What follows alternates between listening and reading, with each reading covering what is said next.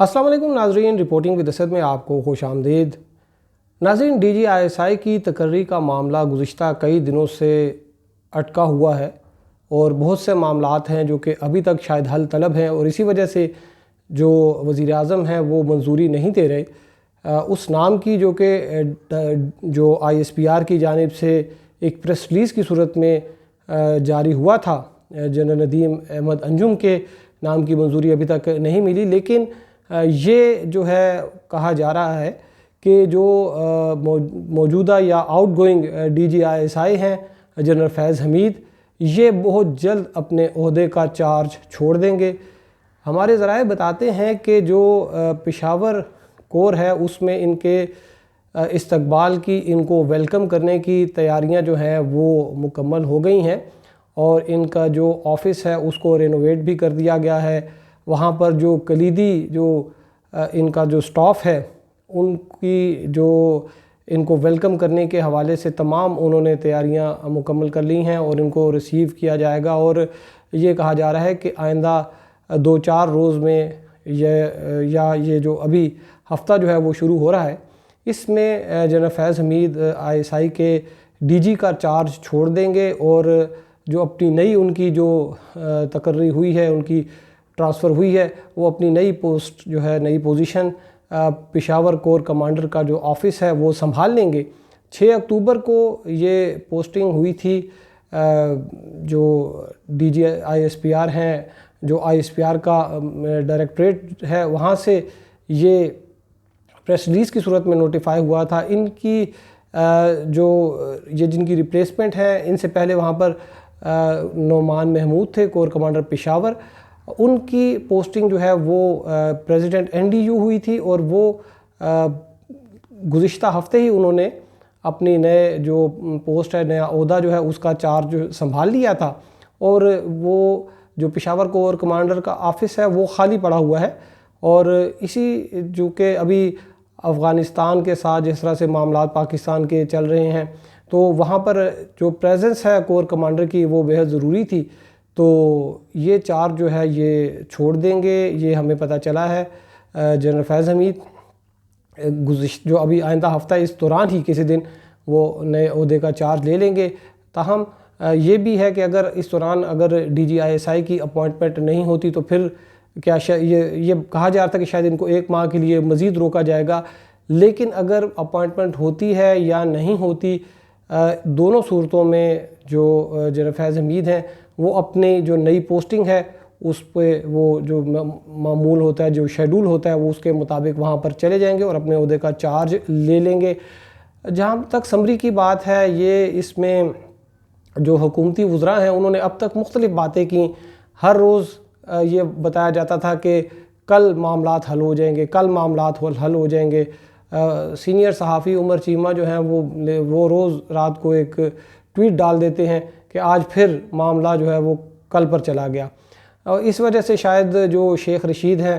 उन्होंने 1 हफ़्ते का वक्त दिया। उन्होंने कहा जी 1 हफ़्ते में ये मामलात तय पा जाएंगे। ये कोई इतने कॉम्प्लिकेटेड मामलात नहीं होते, क्योंकि इससे पहले क्योंकि पहले तो DGISI नहीं कोई इसकी जो है वो ट्रांसफ़र हो रही है, तो एक रूटीन का मामला है। कभी 2 साल, कभी 3 साल बाद जो है वो पोस्टिंग जो है वो ट्रांसफ़र होती रहती थी। ताहम पहले जो हमने मालूम किया जो वज़ीर आज़म हाउस में जो लोग वहाँ पर तैनात थे उनसे, तो उन्होंने ये बताया कि ये जो है ये एक फॉर्मल जो है वो एक इनफॉर्मल या फॉर्मल एक मीटिंग होती है आर्मी चीफ़ की और वज़ीर आज़म की, और उसमें जो है वो एक नाम बता देते हैं, जी फ़लाँ शख्स को जो है वो हम इस तरह से DGISI बनाएंगे, और उसके बाद उनकी पोस्टिंग हो जाती है और ये कागज़ी कार्रवाइयाँ जो हैं ये चलती रहती हैं। और ये भी जो है ये गुज़िश्ता 2 जो पाकिस्तान मुस्लिम लीग नून और जो पाकिस्तान पीपल्स पार्टी के दौर में ये रस्मी सी मुशावरत भी शुरू हुई। इससे पहले तो ये होता था कि चूँकि chief executive general Parvez Musharraf थे, आर्मी चीफ़ भी वो थे, तो वज़ीर आज़म का जो ऑफ़िस था वो इर्रेलेवेंट था, वो डायरेक्ट जो है वो DGISI की अपॉइंटमेंट हो जाती थी। लेकिन इस दफ़ा चूँकि दोनों एक पेज पे थे और शायद ये इसमें ہوتا ہے کہ شاید کانفیڈنس کی this was a height of confidence کہ ایک انہوں نے ایک دوسرے کے جیسچر سے شاید یہ سمجھا کہ یہ نام جو ہے یہ ان پر اتفاق ہو گیا ہے، اور شاید اسی وجہ سے جو ہے ISPR نے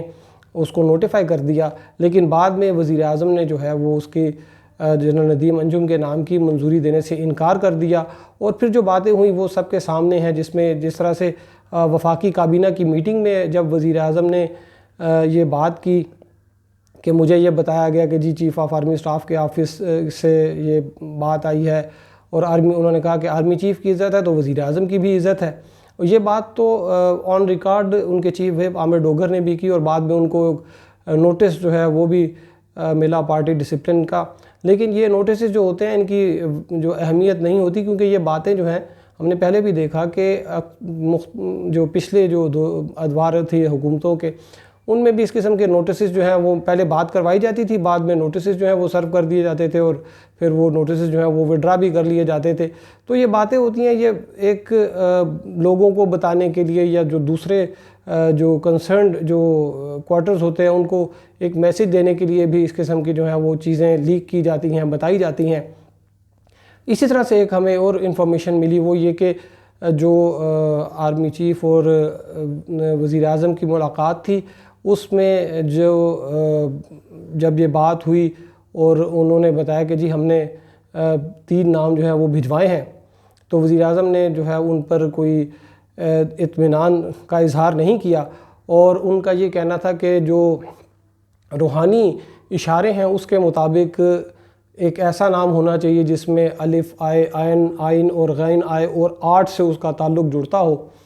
تو اگر یہ اس طرح کی کوئی اپائنٹمنٹ ہوگی تو یہ ہمارے لیے بہتر ہوگی. جس پر آرمی چیف جو ہے انہوں نے 2 ٹوک الفاظ میں وزیر اعظم کو بتایا کہ جو فوج کی پوسٹنگ اور ٹرانسفر ہے اس میں روحانیت کا عمل دخل نہیں ہوتا، یہ ایک معمول کے تبادلے ہوتے ہیں اور یہ پیشہ ورانہ بنیاد پر ہوتے ہیں. اس میں روحانی مدد نہیں لی جا سکتی، کیونکہ اس سے پورا نظام جو ہے وہ کولیپس کر جاتا ہے. تو وہ 8 کے ہندسے کا جو میں نے پہلے بھی اپنے کو 2 وی لاگز ہیں اس میں ذکر کیا تھا، تو اس میں مختلف کمبینیشن بھی بنائے تھے کہ اس میں 8ویں نمبر پہ ایک تو جو ابھی چیف آف جنرل اسٹاف ہیں وہ بھی آتے ہیں جنرل اظہر عباس، لیکن اس کے ساتھ ساتھ جو ندیم انجم ہیں ان کا بھی اگر ان کی کمبینیشن دیکھی جائے تو وہ 17 نمبر پہ ہیں، تو 1 اور 7 وہ بھی 8 کے ساتھ ان کا جو ہے وہ کوئی بنتی ہے، کوئی کمبینیشن بنتا ہے. لیکن ان کے چونکہ جو اظہر عباس ہیں ان کے نام کے تو الف بھی ہے اور عین بھی ہے، لیکن جب پھر اس کو مزید لسٹ کو ذرا دیکھا جائے تو اس میں لگتا ہے کہ ایک اور بڑے معروف جنرل ہیں، 3 اسٹار جنرل ہیں، جنرل آصف غفور، ان کے نام میں الف بھی ہے اور غین بھی ہے، اور ان کا لیکن نمبر ہے 24. تو اگر اس کو 24 کی اگر ہم تھوڑی کمبینیشن دیکھیں تو 2 into 4 یہ بھی 8 بن جاتا ہے، یعنی کہ 2 کو اگر ہم 4 سے ضرب دیں تو وہ بھی 8 بن جاتا ہے. تو ان کا بھی ایک وہ جو ہے ایک 8 کا کمبینیشن ان کا بھی ہے، اور ہندسے بھی جو ہے وہ ان کے وہی ہیں جو کہ روحانی ذریعے سے جو ہے وہ روحانی اشارہ ملا ہے اس کے مطابق ہیں. لیکن یہ جو ہے پتہ چلا کہ جو فوج کی جو کور کمانڈرز ہیں اور یا فوج کی جو کمان ہے وہ ان جو علم الاعداد سے یا روحانی اشاروں سے وہ اتنا انہوں نے اس تھیوری کو جو ہے وہ بائی نہیں کیا، انہوں نے اس پر کوئی اتنا زیادہ توجہ نہیں دی، بلکہ ایک صاف الفاظ میں وزیر اعظم جو ہے ان کو یہ بتایا کہ یہ اس طرح سے جو ہے وہ پوسٹنگ اور ٹرانسفر جو ہے وہ ایک روحانی یا ستاروں کے علم سے یا اس طرح کوئی غیبی کوئی جو انٹیوشن ہے اس سے نہیں ہوگی، بلکہ یہ ایک جو ہے وہ مروجہ طریقہ کار جس طرح سے ہوتی ہے کور کمانڈر کی مشاورت سے یہ ویسی ہی ہوگی،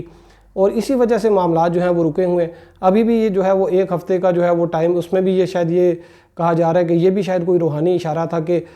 12 ربیع الاول کے بعد ہونی چاہیے، اور شاید کوئی اماوس کی رات آئے گی اور اس کے بعد یہ چیزیں جو سیٹل ہوں گی. تاہم لگتا یہ ہے کہ بہت سی چیزوں پہ جو ہے وہ روحانی طور پر جو ہے وہ ریلائی کیا جاتا ہے. یہ ایک اچھی بات ہے، لیکن اس پہ جو مسلم لیگ نون کی رہنما ہے مریم نواز، انہوں نے اپنی ایک میڈیا ٹاک میں یہ بات کی کہ یہ جو نیشنل سیکیورٹی کے جو ٹاپ کی جو اپائنٹمنٹس ہوتی ہیں ان کے لیے یہ روحانی مدد کیوں لی جاتی ہے. یہ روحانی مدد جو ہے وہ عام آدمی کو فائدہ دینے کے لیے، چیزوں کی قیمتیں کم کرنے کے لیے بھی جو ہے یہ روحانی مدد لی جا سکتی ہے۔ تو اس پر کافی بحث ہوئی، جو حکومتی وزراء ہیں انہوں نے کافی بعد میں یہ کہ بعد دیگرے پریس کانفرنسز کیں اور انہیں برا بھلا کہا۔ تو بہرحال اب تو صورتحال یہ ہے کہ گزشتہ روز میں دیکھ رہا تھا مریم نواز کا جو سپیچ تھی، ان کو اکثر یہ شکایت رہتی ہے کہ جب میڈیا ان کی سپیچ چلاتا ہے تو بیپ بیچ میں جب بھی کوئی کام کی بات کرتی ہیں تو بیپ ڈال دی جاتی ہے یا ان کو آف ایئر کر دیا جاتا ہے۔ لیکن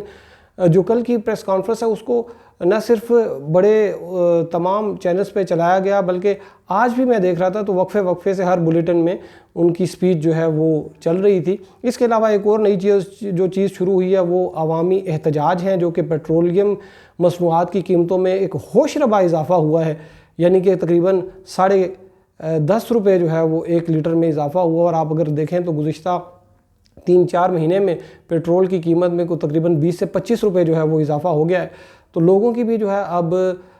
صبر بھی شاید ختم ہو رہا ہے، اور قوت خرید تو جو ہے وہ تو کافی عرصے سے ہی ختم ہو چکی تھی۔ تو ابھی اس صورتحال میں اگر عمران خان جو ہیں وہ فوج سے بھی ایک محاذ رائی کرتے ہیں تو یہ شاید ان کی حکومت کے لیے اور ان کے لیے بھی شاید جو ہے وہ اتنا فائدے میں نہیں ہوگا، اور عوام تو جو ان کا تو پہلے ہی برا حال ہے۔ تو اس میں جو بہت سے لوگ یہ کہہ رہے ہیں کہ اس وقت صرف عمران خان اور ان کی جو روحانیت ہے وہ ایک پیج پہ ہیں، ان کے اپنے وزراء بھی جو ہیں وہ بھی ان کے ساتھ شاید ایک پیج پر نہیں ہیں۔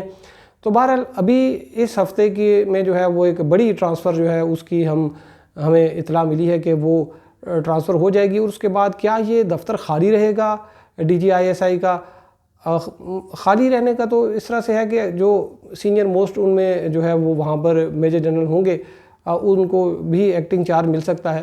جب تک نئے جو ہے ان کی اپوائنٹمنٹ نہ ہو۔ لیکن اس حکومت نے تو ایک ایکٹ آف پارلیمنٹ تھا جس میں چیئرمین نیب کی کوئی توسیع کی کوئی گنجائش ہی نہیں تھی، ان کو بھی یہ ایک آرڈیننس کے ذریعے انہوں نے کہا کہ جب تک نئے نہیں آتے تب تک آپ ہی جو ہے وہ